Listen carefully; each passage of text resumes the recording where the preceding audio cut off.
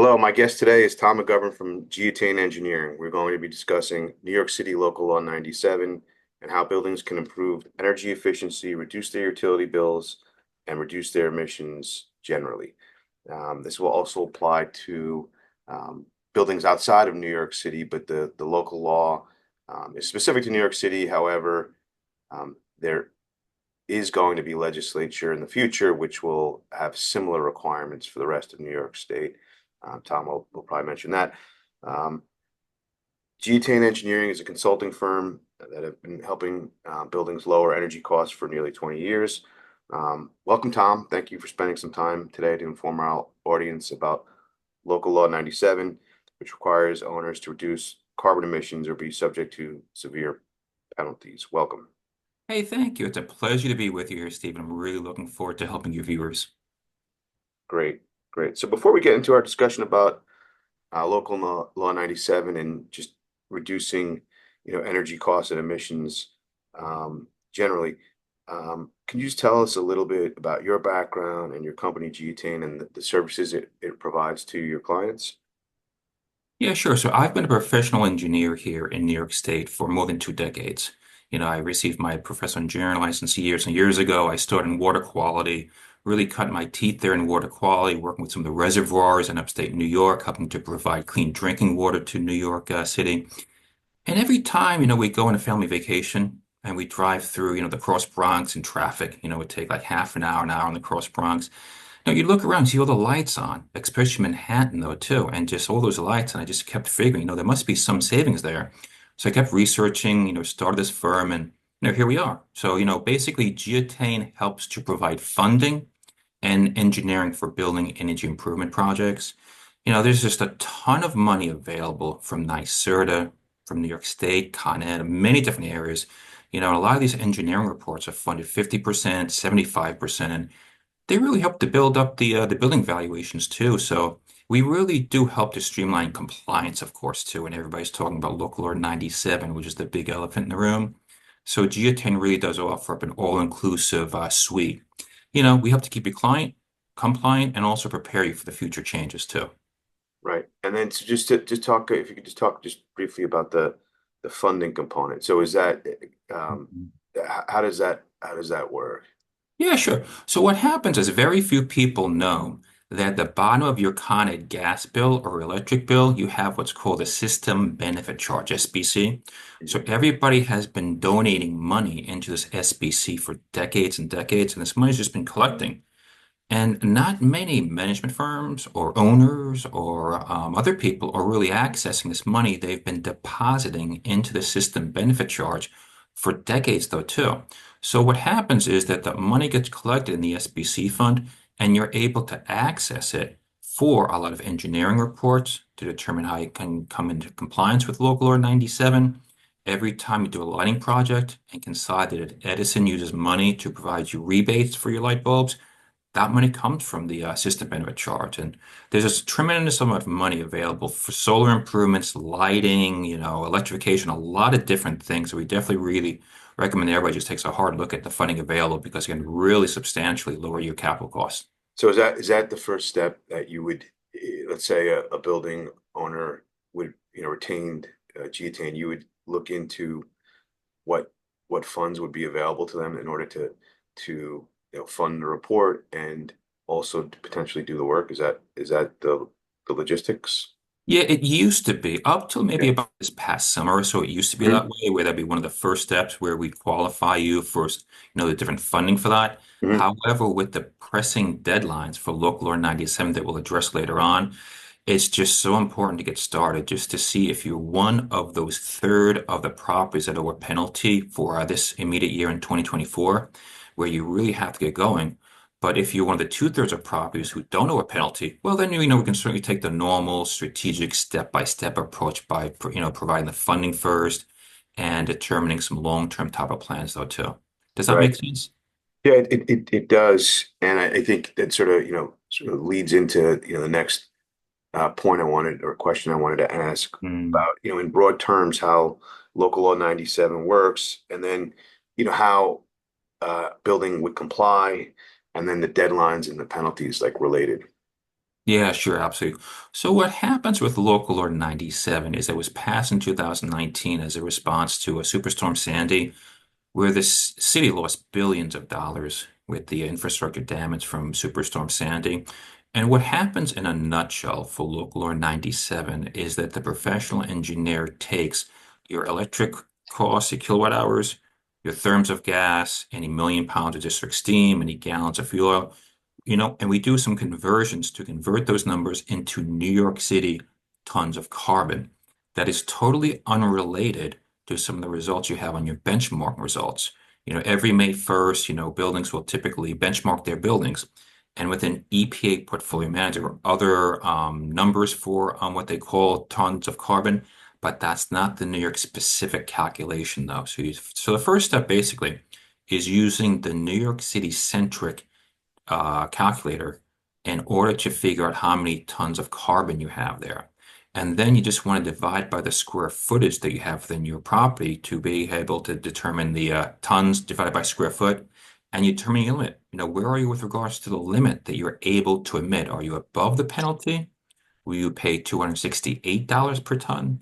Or are you below the penalty where you don't have any, regulation, you don't have any penalties to pay at all, which is really good news. And two-thirds of the properties will fall in that category, do not owe a penalty whatsoever. And the other important point to keep in mind is that every 5 years, the penalties get more and more severe because New York City wants everybody to lower their overall energy usage every 5 years. So you might be in compliance for the first cycle, but almost every property will owe some type of a penalty in the second compliance period.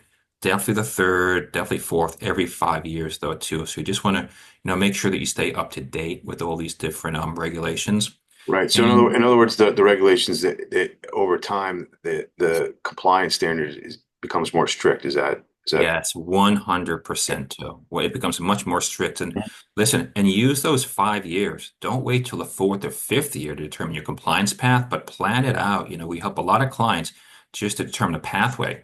Over the next 10 or 15 years, how are they going to apply with the so? first 2 or 3 years? Yeah, and this is very, very similar to. So what we're actually doing, just to summarize again, though, too, is that every 5 years, you're going to owe a certain penalty, which gets more and more severe each 5 years. And what happens though is we recommend you don't wait until the end of the fourth year or the fifth year to determine some compliance. We've been helping so many clients through, helping them with a total pathway over years, the next decade, the next 15 years to come into compliance, which is what we recommend. And don't forget too, New York State is going to pass very similar laws also. So those may be passed in the next few years. So not only will this be a New York City regulation, but will be a New York State regulation. There's Alberta up in Boston, which is the same regulation as Local Law 97. Washington, D.C. has BEPS. Chicago has a regulation. It's not just New York City. We were the Right. first, but definitely there's other municipalities that have similar laws.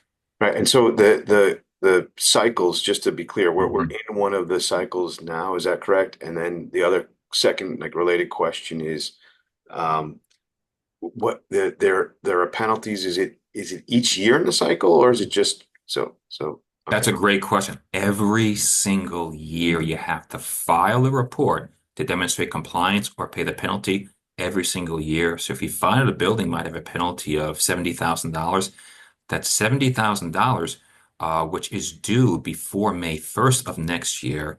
They owe the same 70,000 the year after, the same 70,000 the year after also. So that's quite a repetitive type of pattern that will also, that's every single year that they owe that, yes. Right. So like the key, I suppose, is they need to start complying sooner rather than later. It doesn't get any better. If you don't, Yeah. don't if you And don't. another thing though, too, a lot of people just think, oh, listen, we're fine. We don't have a penalty the first compliance cycle. Great. Take 2 or 3 years, but sometime around 2026, 2027, put together some plans and just figure out, what you can do. Because if you take advantage of some of the simpler recommendations, you could very easily, for a little bit amount of money, 5, 10, $20,000, comply and be able to eliminate a 50, $60,000 penalty. I mean, don't quote me on these numbers, but if you're smart about it, you do a few simple, easy things every year, as opposed to waiting to 2029 and you have to pay a lot of money in order to come into compliance, and you're rushing at the deadline though too. Right. And what are the ways? to comply with the program? Like what would a building do? Yeah, sure. So basically for compliance, we want to first make sure that we separate any affordable housing. Any affordable residential, they have a very specific track where that's called Article 321. So under Article 321, if you have 35% or more that are rent regulated, then you just have to complete 13 prescriptive measures in the first year. If you have between 1 unit and 35% of rent regulated, then you get a 2-year extension. And any Mitchell-Lama properties, they have a much longer extension though too. So the first thing you want to do is just make sure that, if you're residential, if you're rent regulated or not, all the other buildings, all the other market rate, residential, all the other hotels, industrial, they fall under Article 320, where there are more than 24 different types of offsets and credits and categories and so many different other things that, you really want to make sure that you're getting any relief that's possible. Article 321 is, I guess you could think it's almost like a tax code on steroids, though. That there's, if you have cogeneration, that you have wanted to, take some credit for that. If you've installed maybe a very energy efficient air handling unit, you want to get some credit there for beneficial electric, perhaps. It's going to create a lot of cottage industries too, where the specialization of just being able to qualify for some of these, like, tax attorneys, some specialize in corporate, some in personal. It's going to be the same type of way, though, too. And it's kind of interesting. I have a related, client story though too, where it was about 2 months ago, right near Bryant Park. We were consulting with a new building who was speaking to some other people. They were following the 13 prescriptive approach because, they thought that was the easiest path. However, that building was only about 5 or 6 stories, and they had tremendous air rights. They were already had a lot of people trying to buy the property for the air rights. So a lot of people want to buy the property, demolish the building. So we took a look at it and we were able to save them, tens of thousands of dollars, not by doing the 13 prescriptive pathway, but they were in compliance with Article 320. And then they would have been able to have sold the property 2026 or 2027, and they would have demolished the building by 2020, 2029. And then they would have fallen within a whole new category of Local Law 97 also. So it was really good to be able to advise them and really take a hard look at some of those more than 24 different compliance paths too. Right. And so that the program applies to, I know you mentioned industrial, but it also Mhm. applies to office buildings. Is that Oh, absolutely. right? It's every building in New York City more than 25,000 square feet. You want to first check that you're on the covered buildings list. That's the first important step to take. And then you want to make sure that, you've done your research, you've looked to see if you have any penalties or not, what your penalties might be in the first cycle. But those are some of the first things though, too. Absolutely. Okay. And then how is compliance monitored or inspected? Okay, great. Very similar to Local Law 87, which which has been on the books here in New York City for more than 10 or 11 years. So you hire a professional engineer, a registered design professional who will help to guide all your steps. And what happens is that the DOB just released only about a month ago the exact compliance path because we did not know this summer if it was a report we had to file or was it going to be automated. So the DOB has told us that we're going to first start out on Portfolio Manager, which is also used primarily for Local Law 80 for the benchmarking. I'm sure a lot of your listeners are very familiar with benchmarking and Local Law 84. So they're going to start there with the Consolidated Edison utilities and also the square footage that you have listed there. Then the city will take that information and go onto a brand new portal that they're only beta testing right now, which is called BEAM, BEAM. So on BEAM, you can confirm or alter the projected penalties, alter the square footage, those types of things. And then what they'll do is the third step is that you'll then enter DOB Now with the portal we're all very familiar with in order to actually sign the report, use the your professional engineering number to actually submit that to New York City. So it's going to be three different portals.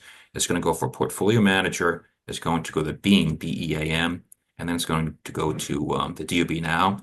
And what's really interesting about this is that the compliance deadline, you have to be in compliance with Local Law 97 by the end of this year. in just another 25 or 26 days. But what happens is that you need to file the report before May 1st. So we have about another 4 months of 2025 to file the report. However, the DOB is only beta testing the Beam portal right now, and this has not been done before by any other major cities, where you're going to have tens of thousands of buildings that are registering on this Beam portal. And the DOB estimates that this Beam portal will be live, will be tested, by March of this next year. So that only gives about 6 weeks, maybe 8 weeks, in order to file tens of thousands of reports, though. And so we'll have to wait. Now, hopefully, they get everything done and that we're able to meet the May 1st deadline. But that's something just to constantly monitor. Sure. You know something I wanted to ask you, I forgot Mhm. to ask when you were mentioning the ways to comply is, have you seen a lot of in the city? Have you seen a lot of cogen, and also have you seen any? Are people? I know people always are asking about solar power. I mean, Mhm. is that something that you're seeing a lot of, or is the technology not there, or like where do things stand in from your perspective? Yeah, there are going to be a lot of buildings. I know of, like about a dozen, 2 dozen different buildings that have cogen, which is great though too. We helped, a building back in about 2011 or 2012 to install a cogen on their rooftop. So yeah, there are a lot of buildings that already have solar, that already have cogen, that have, a lot of those 2 dozen different, compliance pathways. They will comply, they will be eligible for those. So there's a lot of those. I don't know if that might be, I couldn't tell you if that's just going to be maybe 800, 900 buildings. Could that be 2,000 buildings? But definitely the majority of the buildings will classify under the simple compliance paths. There's a lot of buildings which are somehow regulated, where there'll be more than 35%. They do the 13 prescriptive, many more which have between one total rent regulated unit and the 35%. So there'll be many of those who qualify under the easier pathway or the delay, but there's still more that will be the typical Article 320 simple submission, where it's just going to be, you file your gross square footage, the utilities, and do a very simple path. And that's something that I was going to hit on before, though, that's important for your viewers here in New York City is that there are a few very simple steps you can take right now, though, where you benchmark your property before May 1st of every year. And let's be honest, when we started doing that in 2013, a lot of people just put some random data in there too that was the best estimate of their square footage, of the different uses though too. I mean, we benchmark many, many buildings. It may be an idea just to revisit exactly what are the major uses for your property, because a lot of people back before COVID, they just had the primary 3 or 4 building uses for benchmarking. What you can do in January or February before Beam even goes live is go into Local Law 84, your portfolio manager, and properly allocate to every type of mixed-use tenant you have on the first floor, sometimes second floor also, and really confirm the square footage for those because, we estimated that a lot for Local 84. That's what we're advising all of our clients because there are a couple of things you can do before that rush in the middle of March and April in order to file for Local Law 97. Right. And what about what resources are available for building owners? Yeah, definitely. There's funding everywhere. There's so much funding with NYSERDA. Consolidated Edison has a lot of funding though too.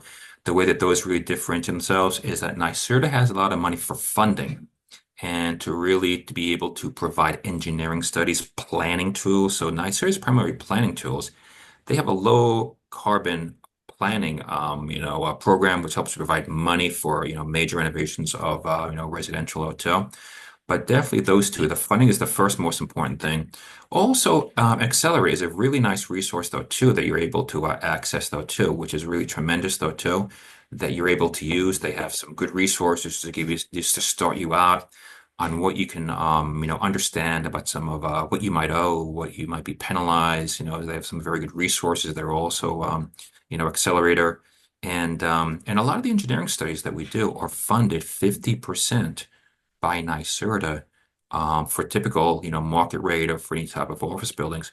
But if you have affordable, those might be funded 75%. So those are a lot of really just beneficial resource in order to lower your capital cost.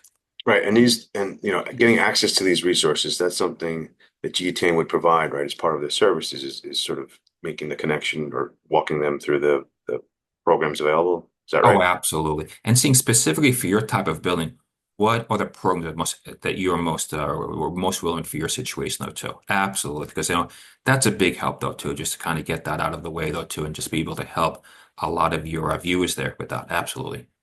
Right.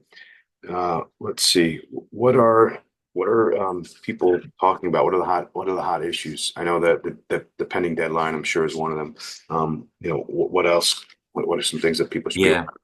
Yeah, definitely impending deadline. Filing by May 1st, that's very, very important.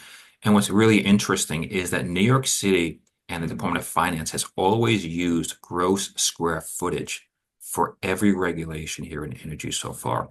That's actually changing with local law 97 because the DOB wants the registered design professionals to go out and physically measure the exterior of the building. And that's going to take a lot of effort that the DOB is requiring the gross floor area and not the gross square footage. A lot of people aren't even aware of that. So that's one and of that, the and first that's and that's current. That's current in the current regulations as they stand. exactly. Yes, that was already passed. I was using the gross floor area. So that's pretty onerous though too, having the design professional go out and actually physically measure the building though too. A lot of smart owners are also introducing smart leases, especially to their office buildings, where they're already starting to talk with some of their tenants about Local Law 97. Okay, we don't have a penalty now, but let's just help you become aware of this, this year, so that, next year we can make some plans and 2027 really be able to move forward, and 2029, be able to wrap things up. So green leases are important where you can just exactly talk to your tenants and make sure that you're all on the same page because there's a saying that if you always have agreements, you'll never have a disagreement. So if you just constantly are informing your occupants, your tenants about what's happening, what's really topical, you'll have agreements with them, you'll talk about it quarterly, once a year, whatever your cycle is though too. So you'll always stay in agreement, they'll be aware of it, and you won't really ever go into like a disagreement where they might have questions or be puzzled or anything else though too. And so those are the first two most important, the gross floor area, the leases. And I guess the other thing too, that some of the our more long-standing clients, they're talking about what can we do right now where we can plan some things. What do we want to do in 2027, 2028, 2029, so we can be in compliance a year or two ahead, just in case the temperature might fluctuate. Because we haven't hit upon this particular topic, but it's interesting. When you do research, you might hear that you have a $40,000 penalty. But that is not written in stone because what happened is we actually use the kilowatt hours and the therms of gas you've consumed throughout the year. And let's face it, it's been cold lately. It's the past week or two in November here. It's been pretty cold and chilly. So there's going to be a lot more gas used for heating. Now, we've run the calculations, January through September of this year was very moderate. We were using maybe about 1% or 2% less electric, less gas than in a typical year. So it looked as though a lot of buildings might have been more in compliance than they thought that they were. But definitely with the cold spell that we've had lately, and also if December is going to be a very chilly month, there may be possible where some buildings that think they're in compliance, but they're right on that, line where might have a very small penalty or they might have no penalty. If it's a very cold December, for the rest of December, they may well have a penalty because they will have used more gas to heat their building, and more gas will then contribute to a much higher carbon calculation, though, too. Does that make sense, Stephen? Sure, it does. Makes complete sense. So what are some of the, I'd say, more typical recommendations that the sort of the easy ones or the more common ones Mm. for the buildings that you counsel? Typical measures. I guess your typical measures, you really want to start with heating because heating for an average building in New York City, with our winters, with our summer, winters take so long that heating can be anywhere from a good 35, 40% to even more than half of your total energy bills. So you really want to start with your heating though too. And we helped one of our clients before where we helped them just to adjust their boiler throughout the winter where they adjusted their boiler every week, maybe twice a week. They saved some substantial numbers though too. They saved 14% on their heating costs just by making simple adjustments to their controls. And we're working with two different hotels, which do not have a boiler, but they have a, BMS system. So we expect some very similar savings for those, for those two hotels. So definitely starting with your heating, definitely lighting. This local 88, which is due this year too, which is not subject of our discussion, but lighting is very good. Not just installing LEDs. But let's face it, there are a lot of areas of in commercial buildings that remain on, that remain lit. And there's nobody in the building. There's been a trend towards having housekeeping during the day, not at night, so you can turn off some of the lights. That's another very successful type of program though too. And there's just a lot of different other things. You really want to be able to look at your building and look at the unique characteristics of your building. Because here at Geotown, our main purpose here is just to help people take their one next step. So you want to understand your building. What's unique? Do you have a lot of windows? Or the things you want to look at window films and maybe some insulation there? Or do you have, some unique usage of the building? We have a lot of like a large kitchen. You have a lot of, restaurants on your first floor where maybe some kitchen savings would be helpful. So you really want to just look at the particular fingerprint of a building and really be able to help them with unique solutions. Sure. And then are there any misconceptions or common misconceptions that you think people have regarding complying with the law? Mhm.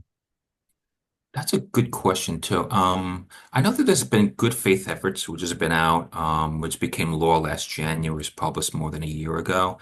So a lot of people look at the good faith efforts as a panacea, just something that they can just, okay, listen, we'll just file good faith efforts. We'll wait until April, we'll file good efforts, and then we'll have another 2 years. But the good faith efforts extension is really pretty onerous. You need to look at every compliance period, all five of the cycles from 2024 all the way to 2050 for every 5 years. Give a specific plan of exactly what you're going to do. Your financing for each of those. The city also required that you would have saved already 10%. A lot of buildings haven't saved that 10% already. So definitely the good faith efforts, it's not a panacea for everybody. And we recommend to people that unless you owe a good 60, maybe $80,000, not to even look at that. A lot of other people look at heat pumps. Oh, listen, we'll just install heat pumps. We'll get it done. That'll bring us to compliance. Yes, that's very possible with the beneficial electric credit. But if you owe 80 or $90,000 per year for this year, next year, the year after, those projects cost millions and millions of dollars. They're very costly for heat pumps. You have to run electric lines up to your rooftop. You have to run the coolant lines all throughout your building. They're very, very onerous. You might need an electrical upgrade.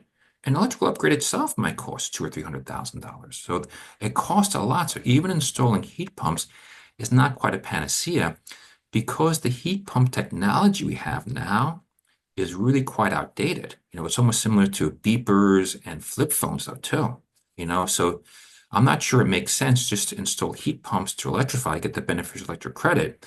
If all you owe is, 70, $80,000, you can pay off, you do a few simple things. You reduce that maybe by a third, maybe by half. You pay 40, $50,000 a year, which is a lot better than you install the heat pump technology, and you have to install the better technology 12 years or 15 years also though too. So, I just want to be very careful and just make sure that you have good discussions with your consultants too. Sure. So before we wrap up, is there any questions I should have asked or anything that you want to add that I missed? Uh, I'll tell you, you've been very thorough. You've asked a lot of questions, especially some of those last ones though too. I guess a lot of people are really in a state where they're just learning about Local 97 and they're just learning this. Oh my gosh, I owe $40,000 this year, 30,000. What am I supposed to do? That's very hard. You want to, of course, get the funding that you have though too, because there's tremendous funding. You want to make sure that you access those more than 2 dozen different compliance paths.